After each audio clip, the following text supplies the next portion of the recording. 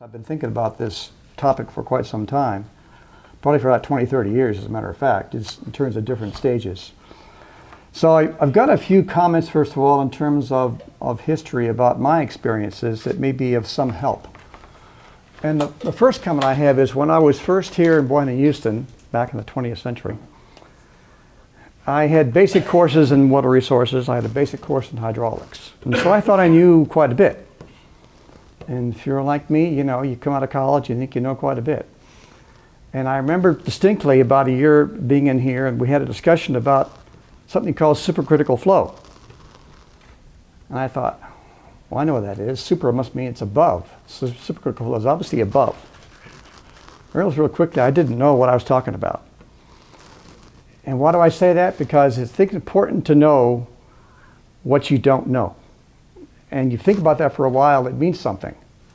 Coming out of college and your first couple of years experience, it takes a while to realize what you are doing in a work environment, the people around you, what your experience is, what you know yourself from college and what you picked up at Boynton, Houston.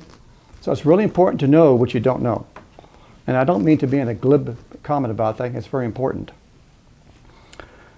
Another comment, it kind of strays from the subject a little bit, but I think it's important, is knowing what your people know that are working for you or with you.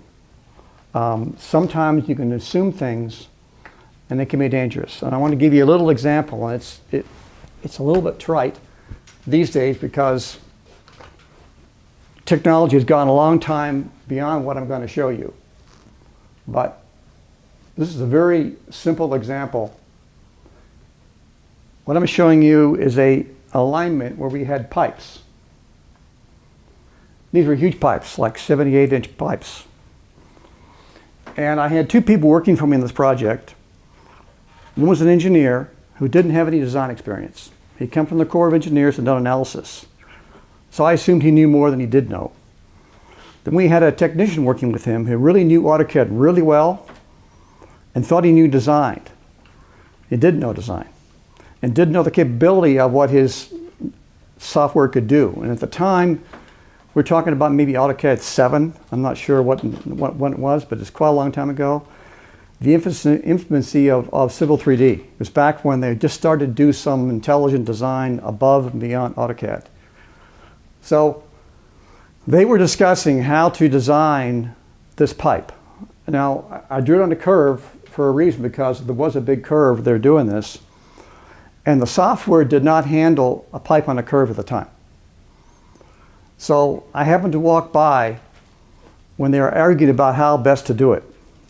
And what they'd done was they put a manhole at each pipe. So on 1 to 50 scale, you saw these plethora of little manholes was their solution to the problem. And that's when I said, okay, time out. This isn't going to go the way you think it's going to go. And I realized then they didn't have enough knowledge to do what they're going to do, and didn't have knowledge enough to ask questions about how to do it better. So it's really important not only to know what you don't know, what people around you know. And I say it for a couple of reasons. Well, one is that if you can ask people for help, you've got to know where they're coming from, and you've got to know what their experience level is and their confidence. So let me go over a couple of things here that I jotted down. Sources of knowledge. If you're working on a project and you have a PM, I would assume, I hope you have a PM. If you don't, something's really bad. Your first person to ask is your PM. Now, they may not know all the details of what you're doing. And I can attest, I've seen that quite a bit lately, because I'll use water resources as an example. Nowadays, people are using ArcMap a lot, and there are a lot of details in ArcMap that I know the PM who's in the project doesn't know. And I don't expect them to know all the details, but they need to know enough about it to know its capabilities. And so it's a tough question to ask sometimes about a PM, but what to do. The PM should be able to tell you, though, who to go see for guidance and help. And if you go to that person, ask them questions, I have discovered many times that people will ask me a question, and the question they're asking is the wrong question. Why? Because they sometimes just give me one quick question and say, here's what I need to know. What I'll often do, and I think it's a good thing to do, is ask them questions about what they're doing and how they're doing it.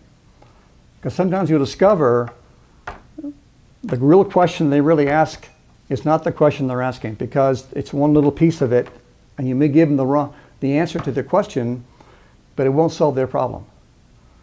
And I'm now talking a little esoteric terms, but I think what I'm trying to say is communication is very important about trying to not only explain what your problem is, but to understand both ways. The person understands what your question is and try to give you a better answer. And another thing I'm concerned about, and I think we're all guilty a little bit, is that sometimes you'll ask a person a question and they'll be flattered that you ask them a question. They may not know the entire answer, but they'll give you an answer. That's also equally dangerous. If you don't know really what the answer is, don't try and give them a partial answer to say, oh, let's do this because I think that might work. That isn't the way to go about it. You need to then refer to them to somebody else. Now, working in Bohannon, Houston, I know it takes a while to understand where the sources of knowledge are within your group, within your company. And I can probably give you a couple examples. One is, I think, is the construction inspection group. Sometimes, unless you've done a couple projects with them, you won't know what they know. You won't know what their experiences are. But they sometimes can give you some really good answers to a problem in design if you know who to go to ask. And so, even though I've had 35 years experience, I will still ask questions of somebody like Dave Perko. Why? Because he's out there on a day-to-day basis with his inspectors looking at problems. And I won't always see how the contractor might do it. He may see 2 or 3 ways the contractor might do it. So it's good experience for me to ask him a question to say, what do you think? How would the contractor do this? What's the best way to go about it? So it's really important to not be afraid to ask questions of people, not just in your group, but other groups, if you know where the centers of knowledge are. And your PM should know that. Your PM should really know in structures, you go ask this person, or in transportation, you go ask this person.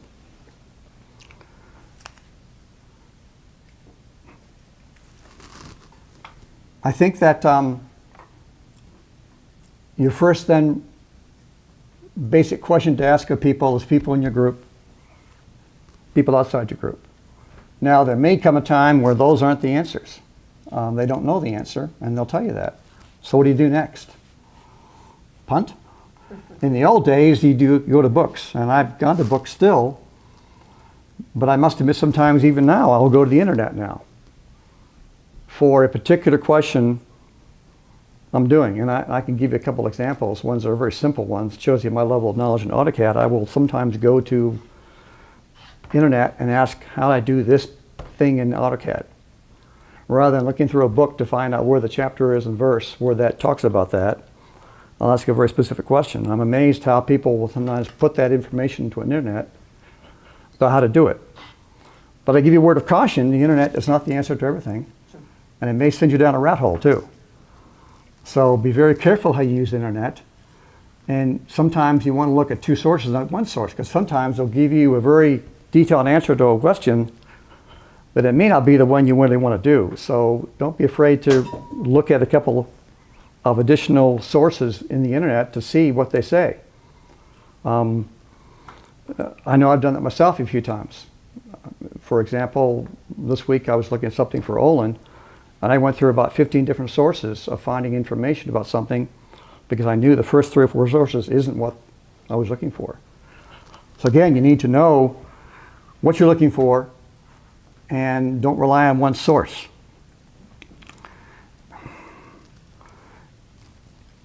And I worked with a lady this summer, Sam, for a while. And when I talked to her about what she was doing, I gave her some guidance early on. And the first guidance I told her is, don't be afraid to ask a question. Sometimes, especially in a group like today, you may want to ask a question, but then you're admitting to other people you don't know the answer, and that's a little bit scary. So if you don't know, if you're afraid to ask a question, sometimes you go off and do something you shouldn't be doing because you didn't ask the right questions. So don't be afraid to ask questions. That's the first thing I told her. The second thing I told her is, if you don't understand my answer or my instructions, please ask again until you do understand. And I could give you a great little example. I told her about a piece of the analysis she was doing, and I mentioned the word weir flow. And I could tell by her face that she didn't know what weir flow was. So here I'm giving her an example of what to do using weir flow, and then she has no idea what I'm talking about. So you really shouldn't be afraid to ask a follow-up question, because you don't want to go ahead and do something without really knowing what to do. And that's a very scary thing to be in. I don't know if you had examples like this here where you've been stuck in a situation like this. I can point to Olin. I know Olin has a couple of times, not to pick on him, but I know him. And we all get in those situations. And the important thing is to ask questions, and always ask a follow-up question if you don't understand the answer. It's not a bad thing. You can take it to ridiculous, maybe. I'll give you a really bad example. This is a long, long time ago, even before I was at Bohannon Houston. They had hired an engineer. Well, he said he was an engineer. And they gave him a project where he had to look on, I know they're kind of old now, the quadrangle maps. You probably see them digitally now sometimes, but we're not too many maps. We actually still have those maps here. But he looked at the map and was studying it.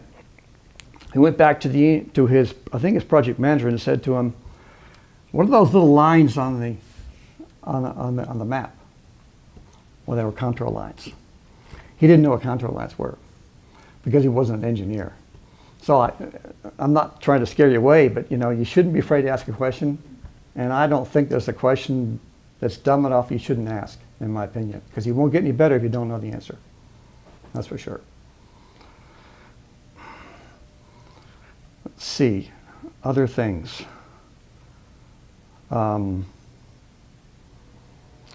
other thing I can think about, more on the instruction side, is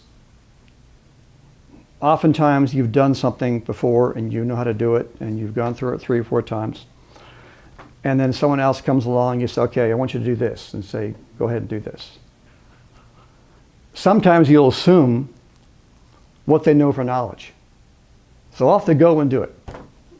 And they come back 3 days later with the answer and you said, "Well, what did you do?" And then you're thinking, why did they do that? That's not what I wanted to do. They did something totally different. Well, it comes back to instructions.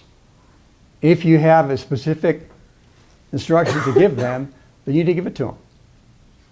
And then sometimes they can ask questions about it and how to do it. But if you just give them a general way to do it, they'll go off and do something different.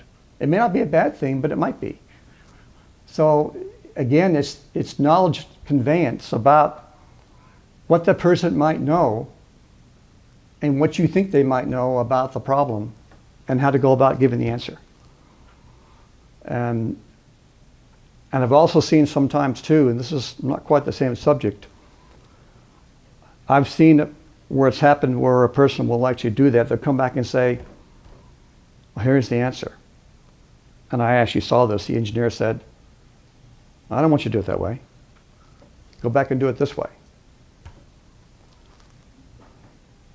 And to me, that's a kiss of death. Because I never explained to the person why what they did was wrong. They said, "Just go ahead and do it my way." And we all know there's not always one answer to a problem. But if there's a problem with the way they did it, you need to explain it to them rather than say, "Just go do it my way." It's a really bad way to do things because the person gets depressed about, well, gosh, next time I won't even try and do it my way. I'll wait to have give me instructions. I won't try and do it out of the box. So always be sure that if you're conveying information, be careful how you convey it and make sure the person who's receiving it understands what they're supposed to do. I hope that makes sense because it's kind of a complicated situation when you think about it.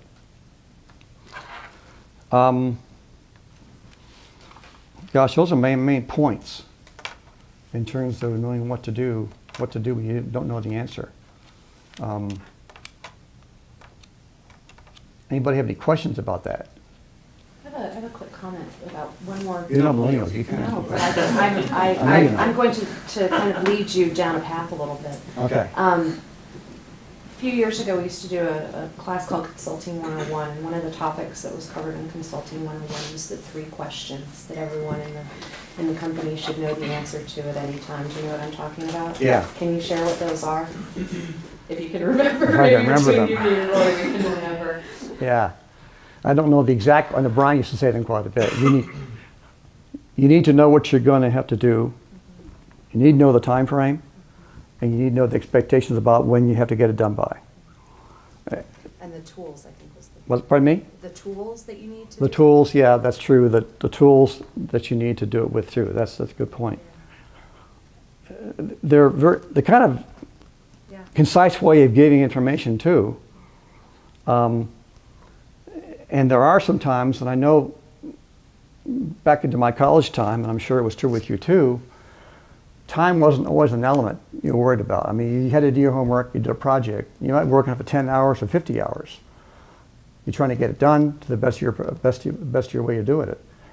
But when you're working at Boyne and Houston, you may not have 50 hours to do a job. And so you need to know what level of detail you have to do, which is why you don't want to go do a research project on something that you were given to do, because it may spend your entire time doing the research. So understand the instructions, having the right tools is definitely important, and then expectations about when it's going to be done by. I mean, if you get a job to do and they say you've got 20 hours and you think it's a 100-hour job, you need to speak up and say, well, I'm not understanding this.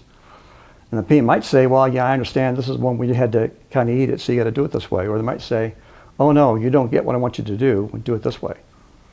So that's a good comment about, again, instructions and expectations and the tools you're using to get it done with. Have I scared you all now? What are the years of experience here? And how many years experience? How about 1 to 3? Are you all in that category, 1 to 3? So like, when you raise your hand halfway, is that like half of 3? 1 Yeah. to 3, raise your hands up so Howard 1 to can 3. see. 0 to 3. Oh, 0 to 3, okay. So then greater than 3 is the rest of you? Or not even 1? I'm greater than 3. Greater than 5. Who's greater than 5? Oh, we got some here. Oh, yeah, that much. Yeah. So let me ask it the other way. Olin, what do you do when you don't know the answer? I got Howard.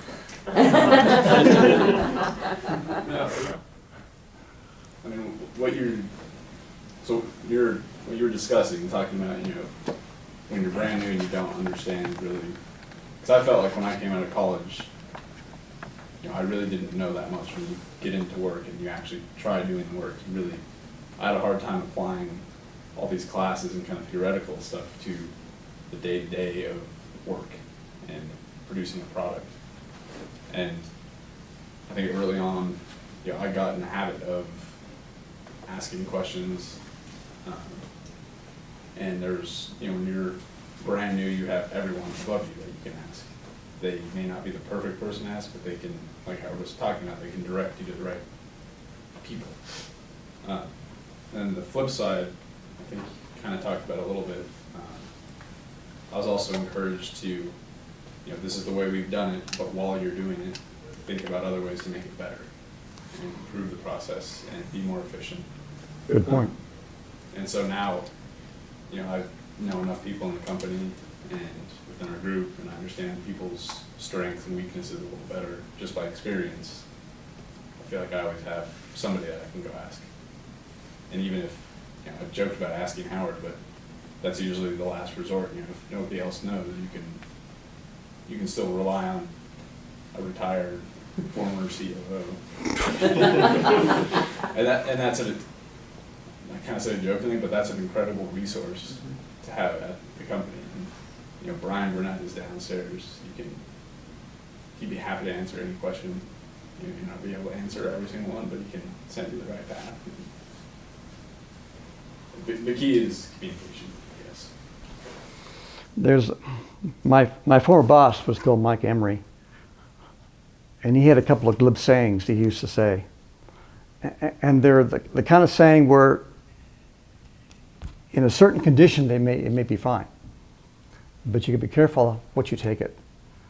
And one of the things he would say is that if you can't fake it, you can't make it. Now, you can take that and you can do some disastrous results. And so you got to be careful how you say these things. Now, sometimes he would use that in front of clients. He would kind of wouldn't know the answer, so he'd kind of fake it. But the important thing is, if you do that, you got to go back and find someone who can answer that question, because otherwise you're hanging out there with promises you can't keep. So be careful how far you take something like a glib comment, like if you can't fake it, you can't make it.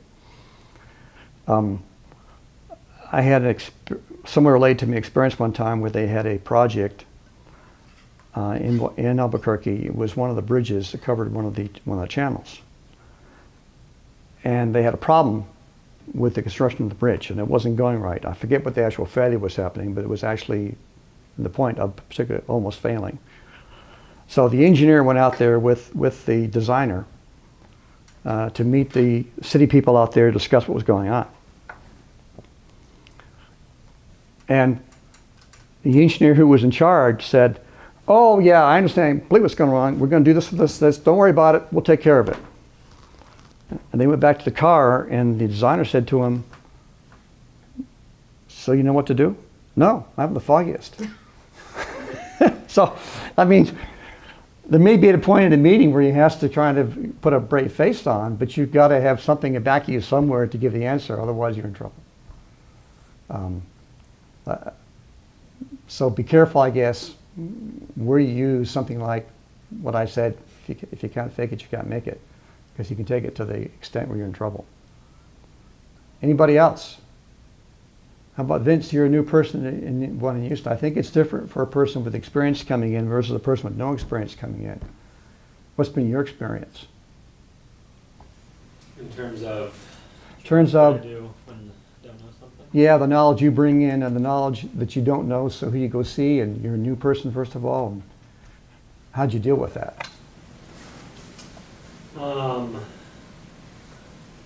feel like in water, at least, I've kind of been in the water bubble the whole time. It's been communicated. There was communicated early on, that you were a resource. There's project managers that are available. So my experience was that people were available and were willing to answer questions, and it's still sometimes me knowing when I need to ask a question. I think that goes on for a long time, even if people don't recognize it, or if somebody, once you start getting some experience, you're still going to encounter situations where you don't know things, but maybe you want to fool yourself and think that you know everything. So I don't know if that really. First part though is that water's been a good group to work in. I think people are available, and I felt like I've had resources. My last point that I can think of, and again, it's not quite on the subject, but I think it's helpful to think about it. I have discovered with the more we use software, the more we rely on software, to the point that we sometimes won't do some prior thinking about what to do. We'll go in there and just do it in the software. If it's not right, we'll do it again and again and again. What I'm trying to say is sometimes we do trial and error in the software where we could have done some more finite thinking about what to do first of all and kind of reduce down our options as opposed to having the software just generate going through. And I can give you a simple example going back to design, my design experience.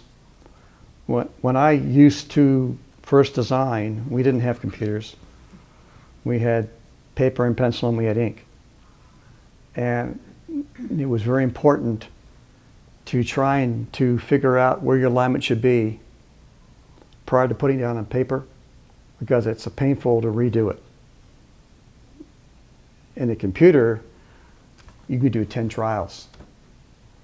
You can do 50 trials, but are you doing it intelligently enough to say that, is that logical to let the computer just do it and do it and do it?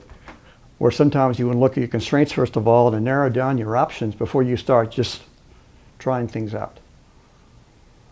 And my last point of that, to show you how difficult it could be with paper and pencil, we used to have a thing called station equations. Ever heard of station equations? Probably not. Very few. A station equation was a concept used because when we designed a long roadway or a long channel, whatever, we may go along and we discovered halfway through we have a constraint we had to change. And it could be 3/4 of the way through the alignment. Or it could be at the very beginning of the alignment and you have to redo your stationing. Well, in the computer, it's easy to go ahead and just redo stationing. No problem. When you already got 10 or 12 P&P sheets laid out, you want to go back and change all those P&P sheets. That's a lot of work. So we would change the place where we had that change, and we make an equation, and we come back on the stationing. So we had a station back and a station forward, and we would do that as an equation. It was very common back then. Now, I can tell by your faces that something is totally gone because you don't need it. But even with, in the computer, long alignments, you've got to decide how many times do you want to go through and generate a new alignment for something, both horizontally and vertically, before you get it done. And I have the same kind of fear with, and I should see with maybe the word fear, but with ArcMap. ArcMap's a very complicated program. And you can go through and do some trials on that pretty easily too. And again, sometimes the act of doing is not the act of doing you should be doing. You should be thinking about it first of all, laying it out, and then doing it. And I guess along that theme, the first owner of Bohannon Houston, Jerry Bohannon, he would do what they call a storybook. He would actually take a project and lay out in character form, like little small sheets, every sheet in that project. And he storybook through what you have to do to try and get a feel for what the whole project's going to look like and lay things out so they can get a feel for where they're going to be at the end. That's not often done these days, but it's not a bad thing to think about, whether you're going to be having a project with 50 sheets or 10 sheets, how many details you need.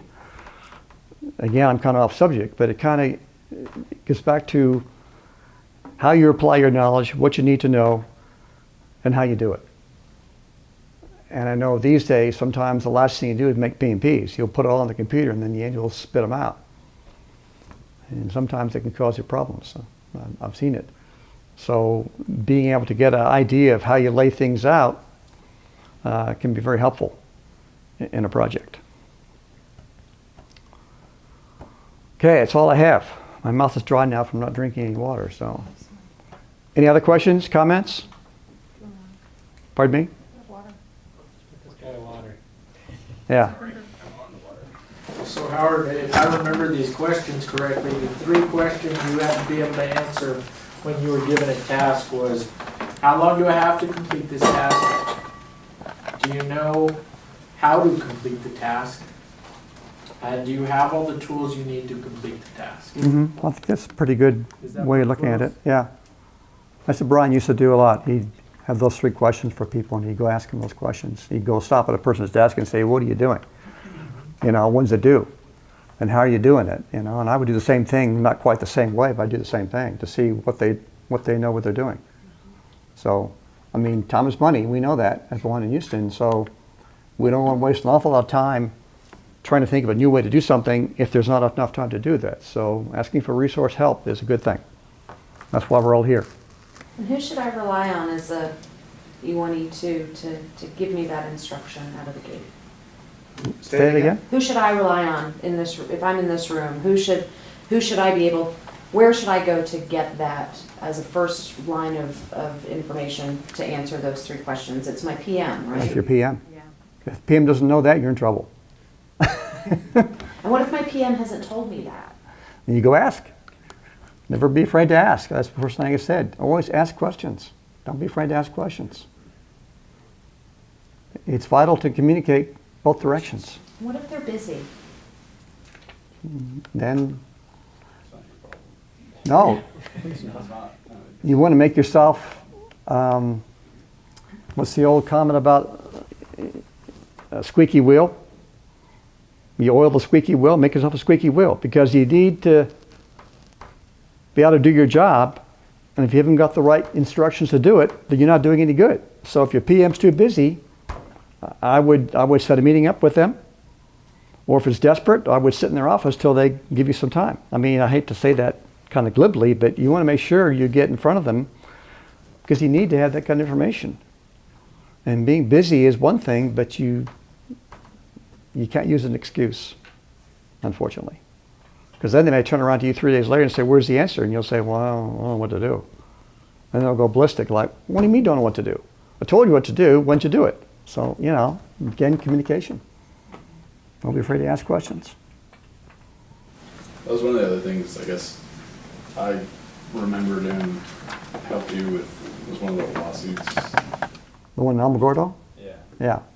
I was working for Howard on a project, and it was pretty intimidating, like brand new, when you go and work for the COO one-on-one, and he's asking me like technical questions and all this stuff. One of the things I really appreciated about the work that I was doing is I was given the full story. I got all the background on how we got to this point, and then Howard laid out exactly where we're going. You know, I had no idea how to actually do a bunch of the different calculations and use different analysis software. I had no idea how I was actually going to get to that point, but I knew where we were going with it. So I knew how this task I was doing now factored into the next one, factored into the next. And that, I think, is pretty priceless information to have if you're jumping into something you don't know what you're doing. Well, I'll give you $10 later for that. There was a good plant in the audience, right? No. But it's a good example of knowing where you fit in the project, how you're going to do your piece, where the project's going to be ended up, and where it's going to happen at the end. I mean, it really is helpful. I've seen examples where people will do something and they think, voila, it's great, I'm done. It looks great. And you can look at it and say, what's that? And I guess what I'm leading up to is that I've seen many an engineer, too many probably, including myself, design something and don't know how to build it. And if you can't explain to somebody how to build it, then you rely on the contractor to do it all by himself. The contractor may be a really good contractor or a really bad contractor. You've got to design it to the point that the kind of controls it such the contractor knows what you communicate to him and how to do it. And so you've got to have an idea yourself of how it should be built. And it could be as simple as building a drop structure next to a existing fence. It's private property. And it's 5 feet over and 20 feet deep. And on paper, you can put it there and design it and everything else. And someone might say, well, how are you going to build that? You going to build a temporary wall 20 feet high and move it over? What are you going to do? So simple things like that can get you in big trouble if you don't understand how they're going to build it. You better find out. Because there are some times you're letting a contractor and they haven't the foggiest either. And I can give you an example of one that was a real problem. We had a project over in, was it Volcano Vista High School? We designed a drop structure, which is basically a wire-tied riprap structure that went down from the parking lot and let the water come down over the structure down at the bottom so it wouldn't erode around. And we got a call after a storm to say the whole thing had failed. What are you going to do to fix it? Because the assumption usually is the designer doesn't know what they're doing and it's all their mistake. So I got there with the designer, went down to the bottom of the riprap structure, and the way you build a wire-tied riprap is you lay the wire tie down first of all, put the riprap in, and you sandwich over and tie it all together. Well, they hadn't done that. They put the riprap down, put the rock on it, and the riprap on top and tied it together. So I could lift up the wire tie myself, and all the rock was below it. This is running out of the sandwich. Now in this case here, the contractor who was doing it wasn't a general contractor. He was basically experienced in doing parks and doing basically landscaping kind of stuff. So he had no business with doing what he was doing. And so that's where you find out that you want to do your best to communicate to the contractor on your plans what to do. You've got to do it with the thought that the contractor may not be that good, maybe looking for an excuse to get more money out of you. So you're going to make sure you do it in a very detailed fashion, and you understand how to build it. Really important. Off subject, but it kind of gives you some help, I think, when you do things. Because I think you've heard this saying before. I won't put the first part of it, but the comment is fix it in the field. It doesn't always work. It can come back to bite you big time, especially these days with contractors being lean and mean, and they look for ways to get more money out of a project because they bid it too low. That's why you have to be very careful how you communicate in the design. Okay, you're all thoroughly asleep now? Any questions, comments? Okay. I have a question, Howard. Oh gosh, I have a question. So let's say you're in a meeting with a client and they ask you a question you don't know the answer to. What is an acceptable response? You don't want to do what I just told you to do. If you can't fake, yeah, you don't want to do that.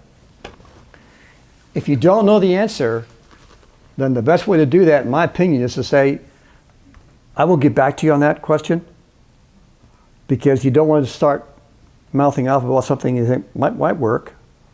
It's too dangerous. And it's important, too, to get back to them. Don't just say, I'll say that, then maybe they'll go away and they'll never come back again. So to follow through, you need to get back to them about an answer. Very important.